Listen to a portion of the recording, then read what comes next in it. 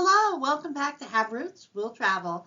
My name is Lisa Elvin Stoltari, and I'm a genealogist and a passionate traveler. Over the last several years, I've been focusing my energies on this channel on featuring each of the filles du roi, the king's daughters, and les filles mariées, the marriageable girls, and getting to know each and every one of their stories. And it's been a wonderful, wonderful opportunity to truly pay homage to these magnificent women. Now, before we begin, let me show you ways you can support the channel. The first three keep you in the know. Subscribe, easy, fast, free. Like the video, and notify. Notify means that you are notified of all content that is posted, so you're up to date. And another way that you can support the channel and help it grow is by becoming a YouTube member. And there's a link in the comments, and you can just choose whatever membership you would like, whether it be 99 cents or a month or $24.99. Each of those memberships gives you access to different things and perks and all of that, and helps the channel really grow. So I really appreciate each and every one of you who has made that commitment.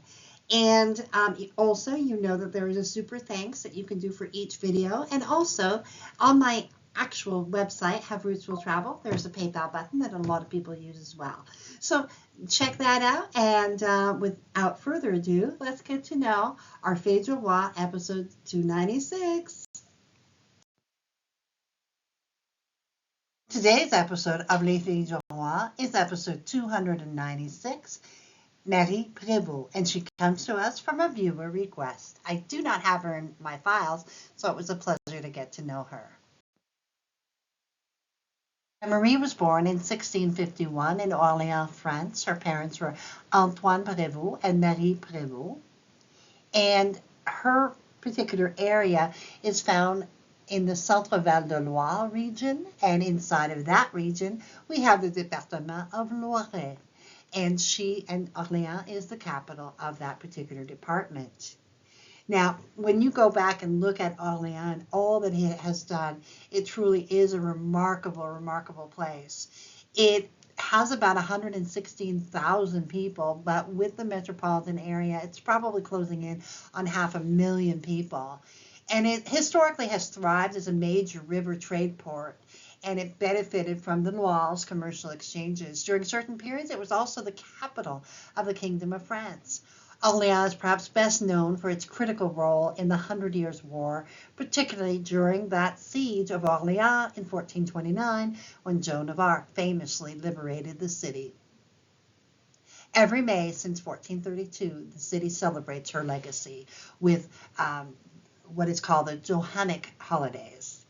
And Orléans is also recognized as a center of education, home to one of Europe's oldest universities, which was originally founded in 1306.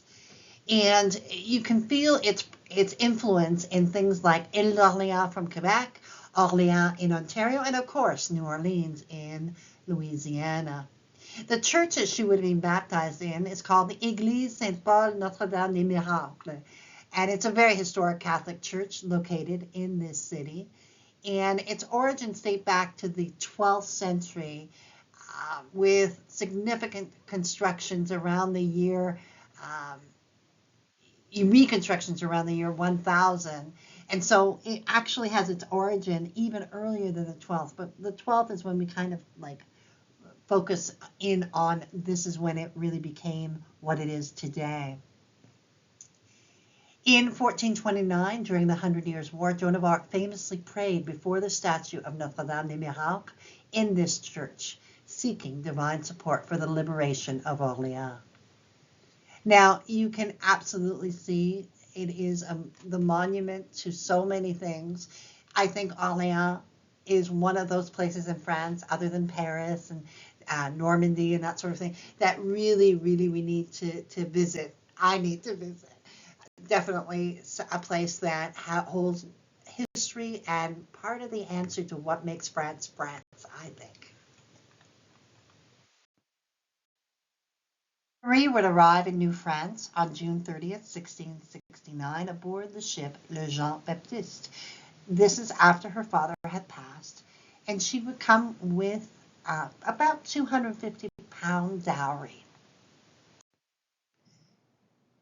The groom that she would select and who would select her, his name was François Bruno, and he was born in 1643 in Neuvic, France. His parents were Robert Bruno and Françoise Charbonnier.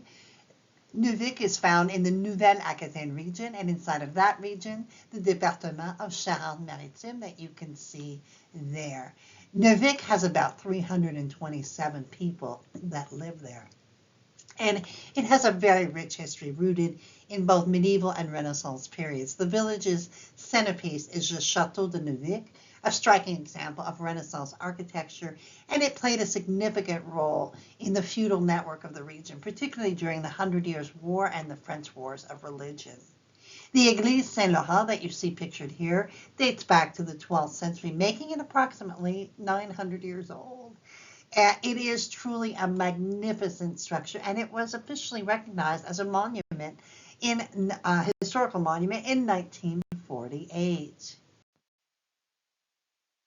We do not know exactly when François would come to New France, but we know that we find him in the 1667 census working as a domestic in the household of Marc Barrault. And so Marie and François were married October 9th, 1669 at Quebec City, and she received the £50 from the king.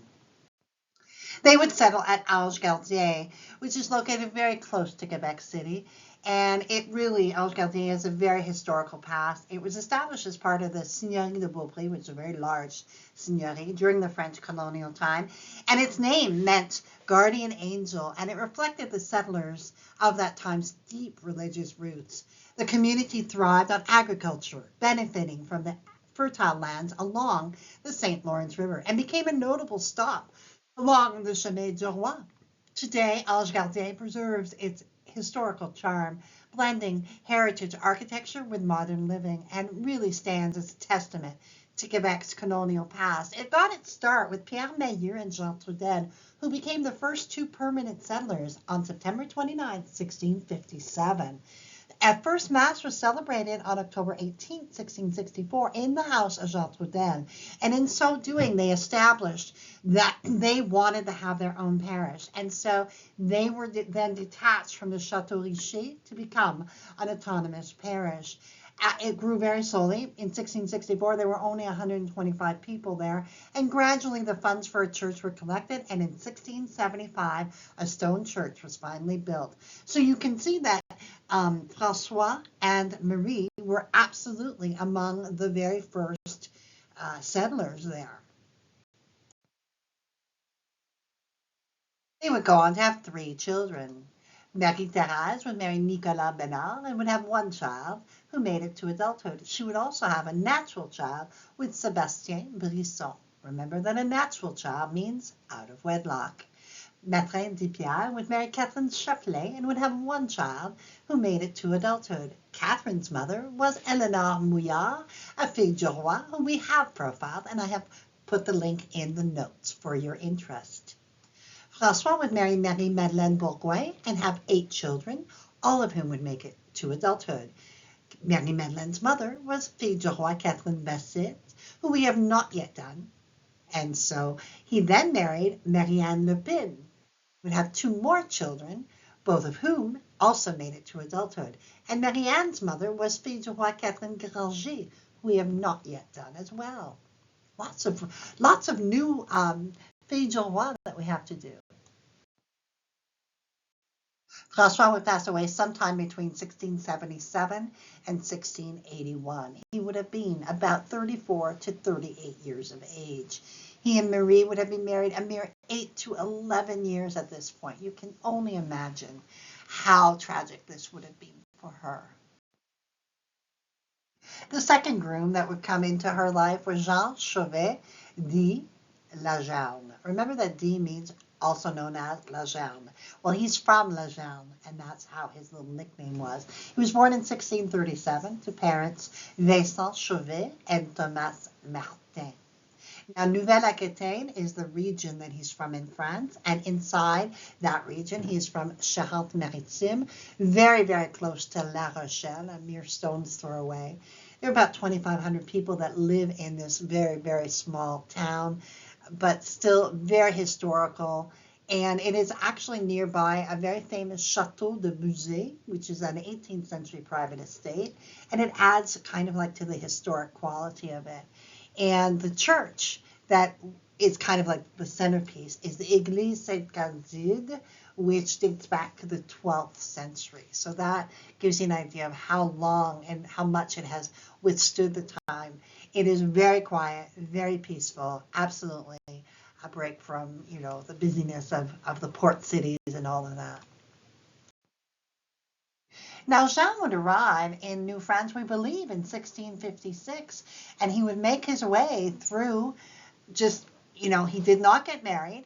He worked in the 1667 census. He was working as a domestic in the household of Etienne Lazare, and a very significant player in New France. So this is his history until he meets the woman. Let's have a look. Well, he was waiting for her because by September 15th, 1681, they were indeed married. They were going to have 4 children. Unfortunately, we have Anne, who passed away in infancy.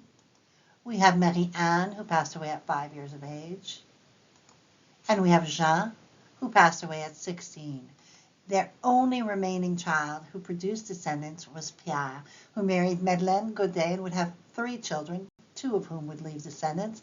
And then he married Marie-Madeleine Renard and would have 4 children, 3 of whom would make it to adulthood and 2 who would leave descendants.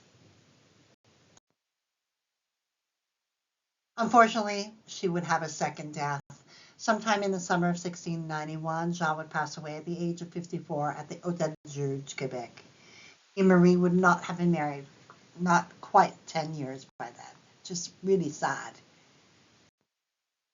Marie would not remarry, but she would have her son François enlist as an apprentice for 3 years, which not only took care of François, but would also help Marie and her other children.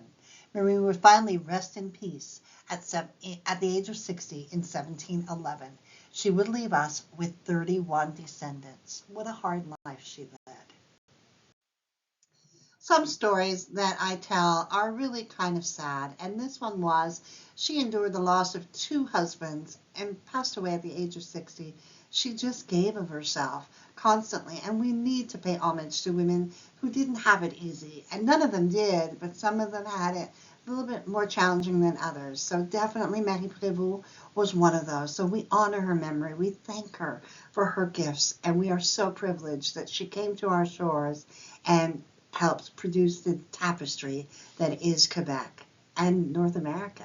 Thank you very much, Marie. And I want to say thank you to my patrons and supporters. You guys are amazing. Thank you for doing and helping me do what I do. And without further ado, let us say goodbye until we see each other on episode 297, I guess. Until then, au revoir.